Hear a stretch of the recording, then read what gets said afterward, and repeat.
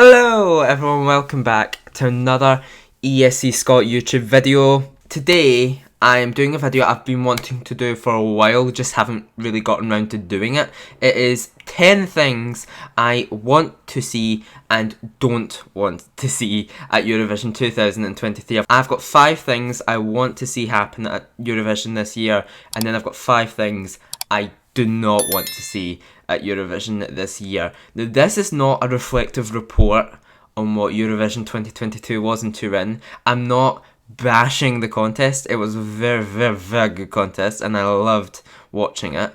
But there are a few things I would change for this year. There's just a few things that the BBC could learn from Rai, and then there's things that have no relation to the contest, what happened last year. These are just things I would like to happen this year. These are not things I would change. I've got a few criticisms about Rai's kind of production, but then there's a few things that I just want to add about Eurovision 2023. Should I start with the things that I want to see happen or do not want to see happen? I think we'll start with the don't wants. You always want to start with the horrible things, don't you? These are the 5 things I do not want to see at Eurovision 2023. First one, poor planning. I literally just mentioned it. Poor planning. I've got all of these written down, and right next to poor planning I've got I really, really, really don't want it. Okay, we'll get into this. When I say poor planning, I don't mean like planning of the musical acts. That's fine. That was fine last year. Everything bar the musical acts, like the artists last year were really good. Everything planning that wise, the delegations and stuff, everything was fine that way. But Rai was late to everything. They were late to announcing the stage, they were late to announcing ticket sales, they were late on everything. Compared to other years, Rai's planning was horrid. And that's me being nice. It wasn't great. So this year, the BBC, out of all of the broadcasters that send an act to Eurovision, the BBC has got to be probably the biggest. They spend the most money probably on Eurovision, I would say. They know how to do things like this. They know how to put on a production as big as this. They will do okay. The BBC aren't going to be like Rai. Just look at the BBC. The BBC are already kind of on schedule, even though they were about a month late. They're already on schedule. They've got the allocation draw coming up. That was planned perfectly. They've got hosts for it. The logo and that's going to be announced as well on January the 31st. I don't know if you didn't know that, but that's coming. Yeah, the BBC are doing well, so I don't think we'll have a problem with poor planning. Rai wasn't very good with it, so I'm hoping the BBC do a bit better with the planning. Second thing I do not want to see at Eurovision 2023 is TikTok rehearsal videos. It's simple, there's no other thing I could say about this. It just felt meh. I want my pen flew out my hand. I think TikTok was a sponsor of Eurovision 2022. Please don't let it be again, because that means we're going to get TikTok rehearsal videos. There was nothing specifically bad about them. Just put them on YouTube, like we always used to do, what we're used to. Don't put them on TikTok, don't put them on anything else other than YouTube, because that's where most people go to get their Eurovision content. Don't go on TikTok, that's all I'm saying. I don't know why he's done it. I don't know why Rai done it. Don't change what's not broken, okay? Because it was fine.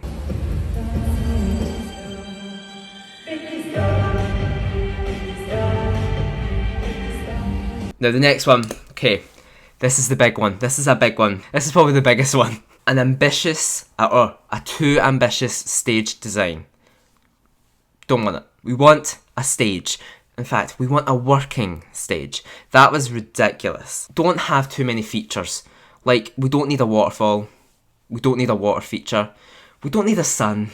We don't need something that moves. We just need a stage. I'll give you examples of when we had very simple stages, but they were effective and they worked. 2016 was a great example. Stockholm 2016. The stage was simple. There was nothing added to it. It was just a simple stage with the main thing, it was a whole LED floor. We don't need a water feature. We don't need a moving sun. We don't need anything like that. We just need a stage where artists can perform their songs.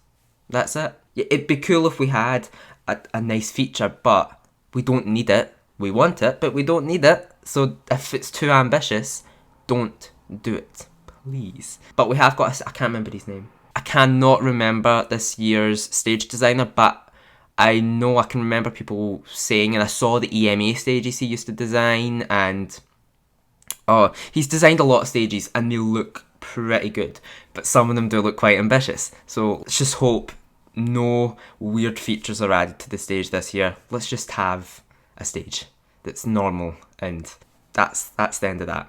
This is a funny one, but I really don't want to see it, and it was something that it didn't ruin it, but it was just not, it isn't needed. A robot or a drone or anything in that sort of ballpark, we don't need it. When I was watching Junior Eurovision and that wee robot popped up, I just cringed out my seat. Like, I just, we didn't need it. What was the point in it? Same thing for 2022. We don't need that kind of gimmick of a drone. I didn't enjoy, like, what was the point in it? That kind of, the drone kind of thing, what I'm talking about here, there's something that I want from this year's Eurovision that kind of ties in with that, the drone thing. We'll get onto that in a wee bit. We don't need a gimmick. That's what I'm saying. We don't need a gimmick. We don't need a fourth host. Yeah, and I don't think we will do that, but because the BBC aren't like that, we're quite straightforward. We do the show. We don't have any gimmicks. We're just, that's it. Let's just hope that's the way it's going to be. Okay, the last one of the things I do not want to see at Eurovision 2023 is jury drama. We don't need it. Jury drama. What the hell was going on in 2022 with the juries? What was going on? What was going on? I think it was 3 countries where they had, I don't know if it was like a regular voting, but they had to switch over to Martin for their 12 points. Don't know what it was, but we don't need it. If a country is found to be breaking the rules, or even not breaking the rules, but kind of helping each other, and obviously having the regular voting, well then, kick them out of the contest. Simple. It's not like if you can't play to the rules, then you shouldn't be in it. This is another one that kind of ties in with poor planning as well.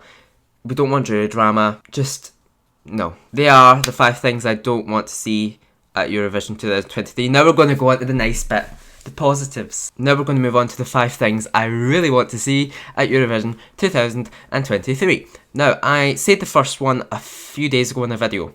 I want more songs sung in the country's native language. Because we don't get it a lot. We get it sometimes, but we don't get it a lot. Junior Eurovision, when I was watching Junior Eurovision, there is a rule where I think it's 75 or 60% of the song has to be in a native language of the country. I love, and it's been proven in the past few years, the past 2 winners have been songs sung in their native language. It's proven that people saying that only songs in English win Eurovision. No, they don't. No, they don't. The past 10 years, how many songs that have won that have been in English? I will say that quite a lot of them have, but there have been some that have been sung in their native language. It should happen more. I think more countries should consider sending a song that's in their native language. Second thing I want to see at Eurovision 2023 is an equal involvement of the UK and Ukraine. Obviously, when I heard that the UK were hosting and then the Ukraine will be working with the UK, I was a bit like, ooh, okay, how are they going to do this? What's gonna happen at the opening of the grand final? What are they gonna have as like the act? What are they gonna have? Is it going to be Ukrainian? Is it going to be British? What are they going to show in the postcards? Are they going to show Ukraine? Are they going to show UK? Are we going to have Ukraine hosts or British hosts? It's that kind of thing. Is it going to be completely shared? Because I want it to be. There should be 2 British hosts and 2 Ukrainian hosts. There should be an involvement of Ukraine and the UK. I think what I hope doesn't happen is the UK is shoved out completely, because the UK ultimately is hosting and paying for it. The UK should be involved somehow, whether that be the postcards, whether that be the hosts. It should be equal. Ukraine should get shown, UK should also get shown. Number 3 things I want to see at Eurovision 2023 is better postcards. This ties in with the drone from the things I don't want to see. I don't want to see a gimmick in the postcards. I want to see something that's just normal. Like look back at like Eurovision 2014, Copenhagen. The postcards were amazing. 2016, the postcards were normal. They were nice and they were effective. They were nice. They were good. We enjoyed watching them. Postcards don't have to be special, really. Your phones keep falling out. That's why I keep adjusting my ears, it looks like. Postcards don't have to be anything special. They just have to be simple. They have to show the artist, have to show something that they like doing, something they like eating. going to a cafe or something. It just has to be something simple. The postcards should involve the artists more. The postcards that they've done in 2022 were just like drone shots of certain parts of Italy with the artists projected onto these landmarks.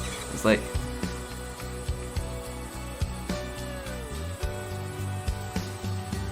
better postcards. This also ties in with better planning, so, or a better production team even. Number 4, now this is a big one. This is a very big one. Good hosts with experience. This is crucial. I was talking to one of my friends on Instagram about this, of who we thought the hosts were. It's definitely probably going to be equal hosts. I thought for a moment it was actually just going to be all UK hosts, but that wouldn't be fair. I think it should be 2 Ukrainian hosts, 2 British hosts. And I'm almost certain. Okay, I'm just going to stop myself right there before I embarrass myself. This was filmed before Rylan was announced that he wasn't taking part in this year's contest. So, carry on, Dean. Almost certain. I wasn't almost certain. Because Rylan, if you don't know who Rylan is, he's a big personality in the UK. He started in the X Factor. He was a singer at first, and then he's developed into this TV personality. He's loved in this country. And he's a great presenter, and he could do it well. He's hosting the allocation draw with AJ Adudu, who's doing who done like the points for us in the UK for 2022. She announced our points, and she is a very good television presenter. She hosts quite a lot now. She's working with the BBC quite a lot. So Ryle and AJ are hosting the allocation draw at the end of this month. I'm almost certain they're going to be hosting the show. Okay, stop it. You're embarrassing yourself. Or at least Rylan. Oh my god, how can one person get it so wrong? Stop it now. I don't know about AJ, but Rylan's going to be part of it. Okay, this video was a bad idea. Definitely. The other host, I don't know. I was thinking about AJ, but it could be someone else. I don't know. The Ukrainian presenters, Timur is definitely going to be there, without a doubt. The other Ukrainian presenter, I think it was leaked that Timur is going to be there, and another Ukrainian presenter, but I can't remember, but it's definitely going to be 2 Ukrainian, 2 British, I think. And Rylan's definitely going to be a part of it. Oh my god, stop. Timur's definitely going to be a part of it. AJ, I don't know, but yeah. Good hosts with experience. That's what I noted down here. Rylan has experience, Timur has experience, AJ has experience. I think that other Ukrainian presenter that was leaked does have experience. And I mean, and I put this down mainly because of the fact the 2022 hosts were really good. Except Mika. No offense to Mika. Mika was great. He was a great interval act. Alessandro, I think he hosts the Italian X Factor. He done amazing. He's a polished host. Laura was great. She done well. I don't know where she went in the end of the voting. Like, she was meant to be there with Mika and Alessandro, but she wasn't there. But yeah, she was good. She done well. But Mika, he made a lot of mistakes. And I get you can be nervous, you can make mistakes, but there was also talk that in rehearsals he didn't really care that much. It's not promising, it's not very uplifting to know that one of the hosts was a bit meh. The BBC are going to do well with choosing their hosts. They're not going to choose someone that doesn't work with the BBC. The BBC, there's this thing, if you work with ITV, which is another broadcaster in the UK, you're not going to work on Eurovision in the BBC. You're not going to switch. So people have been saying, people like Ant and Dec. Ant and Dec are not going to go to Eurovision. They're not going to squander their contract for that. Who else works with ITV? They were saying like Holly Willoughby. She works in the BBC as well, but she's not going to go do Eurovision, I don't think. The BBC are going to choose people that work with the BBC. So Rylan, AJ, Alison Hammond, she's been thrown in the mix. Davina McCall, even though she doesn't really work with any of the networks anymore. We need good hosts. That's the end of this. That's the end of that one. I could go on for hours talking about hosts. I just want Rylan to be involved. The last thing I want is the press. The press needs to be appreciated more. Last year, it was a shambles. Ultimately, the press is what makes Eurovision.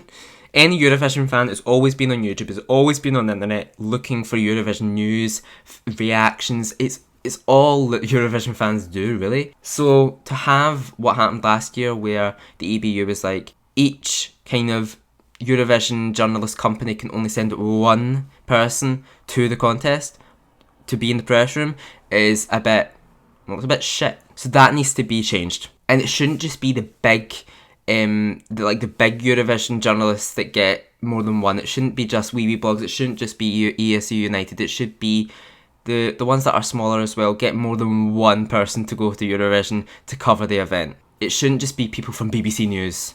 It shouldn't be people from The Guardian. It should be people that really do love the contest and actually produce amazing work, and people that don't get paid for it. It's literally, yeah, press needs to be appreciated more, and I think that this will change this year. I think people weren't that outraged by it last year. We did see that when you can apply, like the page that you apply for accreditation, it says professional journalists can apply later this year for accreditation. Please change it, because people will still be outraged. It will be an absolute outrage if that happens again. So, yeah. I don't expect it to happen again, but if it does, then... Oh, there we go. There are the 10 things I want and don't want to see at Eurovision 2023. I'm excited. It's getting into that time of the year where we start to see things happening. It's only a few days away until we see the logo and the allocation draw. That'll make it. I think people will be surprised how much effort has been put into the allocation draw as well. It's getting produced by... Oh my god. I can't remember anything today. It's getting produced by a big company. I think people will be surprised how much effort BBC are putting into an allocation draw, because I've seen the work that they're doing on it. They're going around like radio stations and stuff like that and filming little promos and stuff. It looks good. It looks good, so I can't wait to see that and what they do with it. But yeah, they are the 10 things I don't want and I want to see at Eurovision 2023. It rhymes. Thanks so much for watching. Subscribe to the channel and like this video. Tell me the stuff that you want to see at Eurovision 2023 down in the comments below. And yeah, see you in the next video. Bye bye.